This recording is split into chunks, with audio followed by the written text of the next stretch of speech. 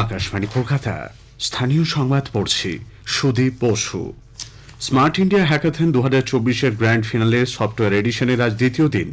আজ বিকেলে ফলাফল ঘোষণা ও পুরস্কার প্রদান করা হবে। গতকালের সূচনা করেন শিক্ষামন্ত্রী ধর্মেন্দ্র প্রধান। পশ্চিমবঙ্গে আইআইটি খড়গপুরের নোডাল কেন্দ্র করা হয়েছে। মোট 35টি টিম এখানে অংশগ্রহণ করছে। আইআইটি খড়গপুরের অধিকর্তা ডক্টর ভিকে তিওয়ারি বলেন, এই হ্যাকাথনে উঠে আসা বিভিন্ন সমাধান আগামী দিনে কাজে লাগবে। আইআইটি খড়গপুরের উপ অধিকর্তা রিঙ্কু ব্যানার্জি বলেছেন, এই স্মার্ট ইন্ডিয়া হ্যাকাথনের মাধ্যমে পাওয়া সমাধানগুলি সুস্থায়ী উন্নয়নে সাহায্য করবে। By 2050, the predicted population growth is reaching to 9.8 billion. With this huge increase in population growth, the water, energy, food and health along with all other associated requirements will also be in crisis. The potential solution to address these issues are the dire need of this hour. In this context, I would like to encourage you for a fruitful solution for better future. সড়ক দুর্ঘটনায় আক্রান্তদের জন্য দেশ জুড়ে শীঘ্রই cashless চিকিৎসা সুবিধা চালু হতে চলেছে। আজ লোকসভায় প্রশ্নকাল চলাকালীন কেন্দ্রীয় সড়ক পরিবহন মন্ত্রী নীতিন গডকরি একথা জানিয়েছেন। তিনি বলেন, প্রাথমিক পর্যায়ে উত্তরপ্রদেশ সহ 6টি রাজ্যে এই প্রকল্পের সূচনা হলেও পরবর্তীকালে তা দেশের অন্যান্য প্রান্তেও পৌঁছে দেওয়া হবে।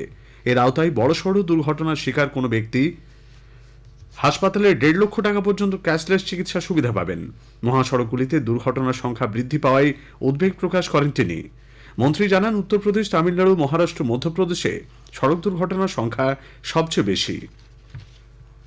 পূর্ব ভারতের মধ্যে কলকাতা মেডিকেল কলেজ হাসপাতালকে সেরা তকমা দিয়েছে Indian council of medical research ICMR. গবেষণার নিরিখে আরজি কর, এনআরএস, এসএসকেএমকে পেছনে ফেলে সেরা তকমা আদায় করে নিয়েছে এই হাসপাতাল। দ্বিতীয় স্থানে রয়েছে এসএসকেএম। আইসিএমআর কলকাতা মেডিকেল কলেজকে 1,25,00,000 টাকার বিশেষ অনুদান দিয়েছে। পাশাপাশি গবেষণার কাজের জন্য বরাদ্দ করা হয়েছে 10 কোটি টাকা। রাজ্য সরকারের নির্দেশ মতো বাঁকুড়া সম্মিলনী মেডিকেল কলেজ ও হাসপাতালে চালু হয়েছে সেন্ট্রাল রেফারেল সিস্টেমের বেড সংখ্যার বিশেষ display board. Integrated health management information systems IHMIS সফটওয়্যারের মাধ্যমে রেফার হওয়া রোগীর যাবতীয় তথ্য এই সফটওয়্যার মডিউলের সঙ্গেই জানা যাবে। দক্ষিণ 24 পরগনার সাগরের রামকরচর গ্রাম পঞ্চায়েতের সামন্তপাড়ায় এক বিজেপি কর্মীর খড়ের গাদায় আগুন লাগানোর অভিযোগ উঠেছে শাসক দল আশ্রিত দুষ্কৃতীদের বিরুদ্ধে। পুড়ে ছাই হয়ে গেছে প্রায় 2 বিঘারও বেশি জমির খড়। বিজেপি করার জন্যই পরিকল্পিতভাবে অগ্নিসংযোগ বলে গৌতম বেরা নামে ওই ব্যক্তির অভিযোগ।